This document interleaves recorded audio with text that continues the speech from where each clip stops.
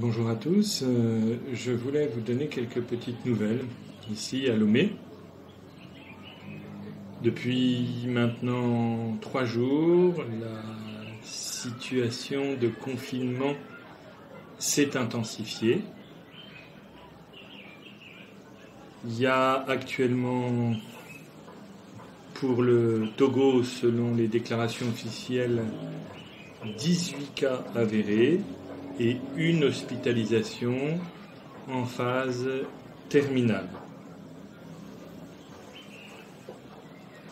Les écoles, les marchés, les lieux de culte, les boîtes de nuit, pas encore les bars, et les villes et frontières sont totalement fermées à toute forme d'échange et de circulation. Le gouvernement semble prendre la mesure de cette épidémie, d'autant qu'ils avaient déjà eu par le passé des expériences qui leur ont donné une capacité à anticiper l'alerte générale. Néanmoins, ce semi-confinement dans lequel nous sommes reste quand même extrêmement difficile pour le pays, puisque aucune mesure n'est prise pour les personnes qui n'ont plus de travail. En ce qui nous concerne, nous, les frères, eh bien, nous sommes dans cette problématique-là, puisque notre centre est à la fois universitaire et l'université est totalement fermée, paroissiale au sens où nous avions des messes régulières et les messes ne sont plus célébrées au Togo.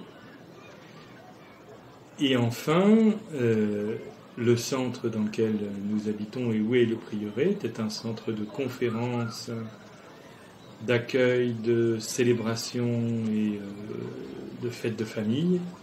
Et évidemment, tout cela est maintenant terminé. Nous avons dû lundi, hier donc, prendre des mesures pour demander à notre personnel de ne plus venir travailler, sachant qu'évidemment, nous n'avons absolument pas les moyens de leur donner la totalité de leur salaire, voire même un salaire partiel mais décent. Donc c'est très embêtant. Nous avons essayé de prendre des dispositions financières pour eux. Si le confinement dure 15 jours, ce qui est peu probable, je pense que la situation pourrait être supportable. Si ce confinement dure plus de 15 jours, la question va être très compliquée. On verra bien. Je ne suis pas non plus inquiet, il n'y a pas de péril encore aujourd'hui à penser ou à prévoir, mais c'est sans doute une question extrêmement compliquée pour les habitants de cette ville de se confiner à cause de la configuration classique de la vie, qui est une vie très extérieure, avec énormément de contacts, et une promiscuité dans les habitations absolument terrible. Entre familles, en plus, pas seulement pour une seule famille, mais entre familles. Voilà, donc le tableau n'est pas forcément très rose. Maintenant, je vous le disais, le gouvernement prend des bonnes décisions, je trouve. Ils ont actuellement réquisitionné un hôtel, un des grands hôtels de Lomé, pour en faire un centre pour accueillir des malades, les soigner et les confiner. Il semble, alors ça j'ai pas l'info, mais il semble que en termes de masques et de tests, le pays soit pourvu, en tout cas raisonnablement, sans inquiétude immédiate. Néanmoins, c'est pas le cas des populations. J'avais été acheter 50 masques il y a 10 jours en voyant ce qui se passait en France, et donc je m'étais dit, on trouvait encore des masques. Maintenant, tous les masques sont vendus au marché noir à des prix absolument hallucinants. Donc, je me suis fait mon petit masque. J'ai fait un petit masque comme ça, hop, avec du papier,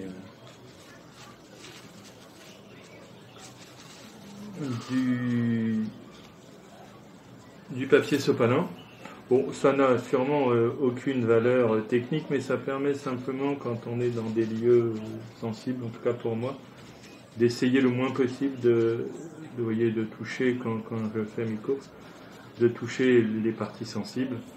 De cette manière, je n'ai pas l'impression d'être protégé en cas de respiration, mais de gagner un tout petit peu peut-être en sécurité. Voilà. Je ne suis absolument pas malade. Aucun des frères n'est malade pour l'instant. Enfin, j'allais dire visiblement malade, puisqu'on sait qu'on ne sait pas si on porte le virus ou pas, même sans signe apparent. Donc a priori, c'est bien. Nous avons un énorme jardin très grand qui est très agréable et dans lequel on peut se promener. Donc le confinement est vraiment pas une épreuve de ce point de vue-là. Il y a pas de... Nous sommes ensemble, nous vivons ensemble, nous avons encore quelqu'un qui accepte de nous faire la cuisine et de venir régulièrement. Il est très attentif à l'hygiène, aux soins et à toutes ces mesures, donc ça c'est très agréable.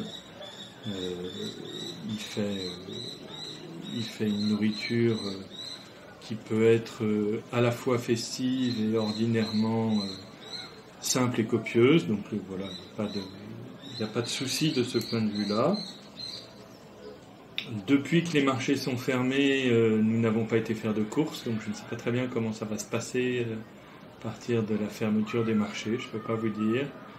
Il semble qu'il soit peu prudent que les étrangers, et notamment les étrangers européens, se promènent dans les marchés parce qu'ils peuvent être vite agressés par une population qui est un peu sur les dents.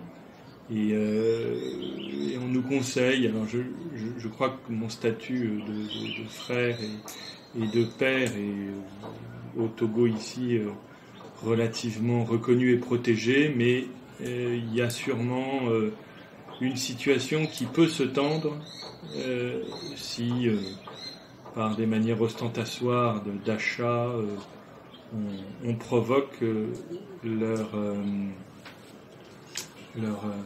difficultés. Voilà.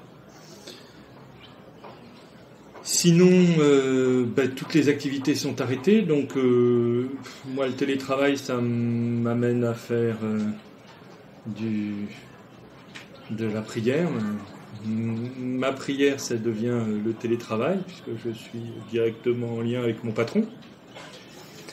Et donc, voilà, nous nous retrouvons du coup beaucoup plus pour les offices en communauté, beaucoup plus pour l'adoration, parce qu'il n'y a évidemment aucune exigence de vie apostolique qui nous permette de ne pas être présents aux offices. Donc, ça fait pour l'instant, une espèce de mini-retraite. Et donc voilà, c'est une manière de vivre le carême aussi. Maintenant, le souci de nos amis, le souci de nos étudiants qui ont été débarqués de leurs études, diplômes pas finis, de manière assez brutale, hein, comme toujours dans ces situations-là, sont assez et sans aucune réponse à leurs questions. Et avec une administration qui est très compliquée et très peu efficace, à vrai dire. C'est sans doute ça beaucoup plus la question qui nous pèse, qui nous pèse chacun, hein, il faut quand même le dire. Moi, j'ai pas directement lien avec les étudiants, puisque le postulant qui est là, dont je m'occupe, est toujours là. Il est resté avec nous, lui. Il participe à nos Eucharisties, à nos messes, et donc je continue à le suivre et à l'accompagner dans sa démarche. Voilà ce que je peux vous dire. Je vais bien. Le moral est encore bon, même encore une fois s'il y a cet aspect d'inquiétude.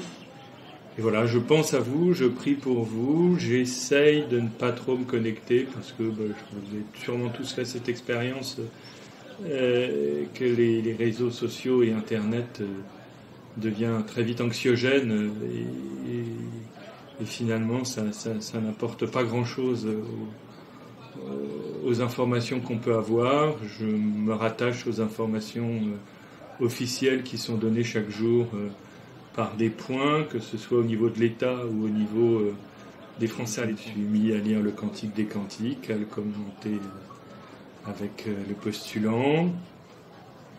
Je travaille un petit peu et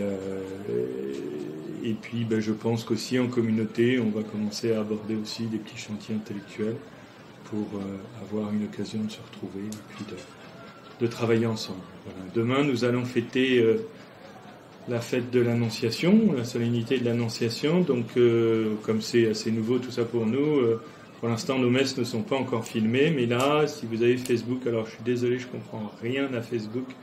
Mais moi, je suis sur WhatsApp, donc ça me dit rien.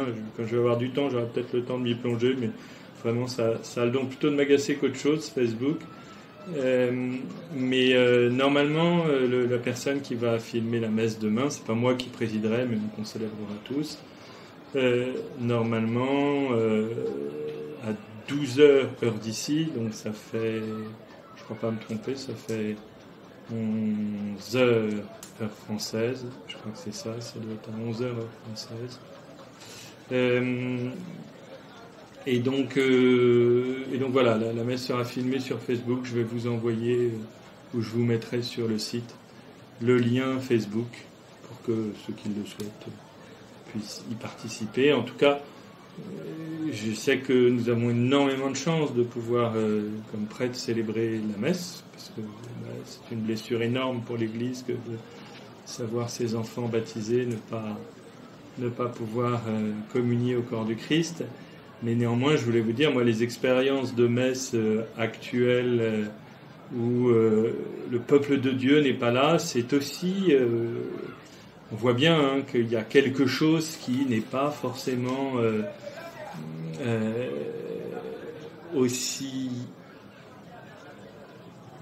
porteur. Même pas porteur, c'est aussi grand. Il manque quelque chose. Voilà. Il y a un manque, qui est le manque du peuple de Dieu, le manque du corps du Christ. Et moi, je ressens ça très fort quand je célèbre la messe. Donc, c'est vrai que je vous porte chacun vraiment dans mes prières et dans mon cœur. Si vous souhaitez que je célèbre des messes pour vous, c'est possible. Là encore, sur le site, vous trouverez tous les liens pour ce faire.